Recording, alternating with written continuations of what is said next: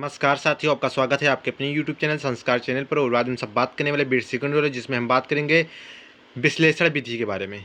यह विधि गणित पढ़ाने की एक आवश्यक विधि है। विश्लेषण का अर्थ होता है अलग करने की प्रक्रिया, अतः विश्लेषण विधि अलग करने की प्रक्रिया पर आधारित है, जिसमें वस्तु या समस्या को हल की तह तक पहुँचने के लिए उसे छोटे छोटे अंशों में विभक्त करके उसका अध्ययन और विवेचन करते हुए अज्ञात से ज्ञात की ओर चलते हैं। इस विधि का प्रयोग मुख्यतः 3 स्थितियों में किया जाता है: जब अंगगणित को किसी नवीन समस्या में हल करना होता है, जब किसी साध्य को हल करना होता है, जब रेखागणित की किसी रचना या समस्या को हल करना होता है। विश्लेषण विधि में जटिल समस्या को हल करना सरल समस्याओं में विभक्त किया जाता है। इस सरल समस्या को बालक सरलता से हल कर सकते हैं। इस विधि को कक्षा के बालक स्वीकार करते हैं।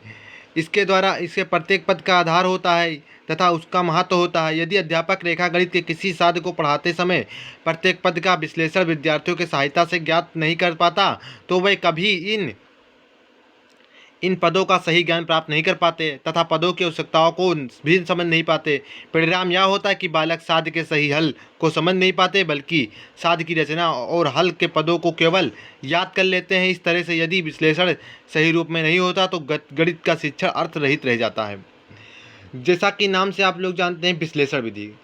विश्लेषण विधि यानी किसी भी गणित को विश्लेषण करके अलग अलग कर उसे पढ़ाएं तो बच्चों को अच्छी तरीके से समझ में आएगा। विश्लेषण प्रक्रिया को ही विश्लेषण विधि कहते हैं। इसमें समस्याओं को विश्लेषण करके फिर पढ़ाया जाता है।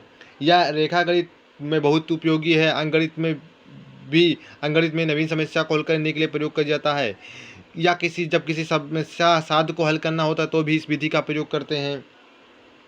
यह अज्ञात से ज्ञात की ओर चलता है।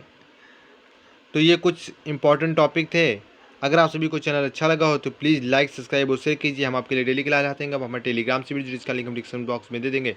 Thanks for watching.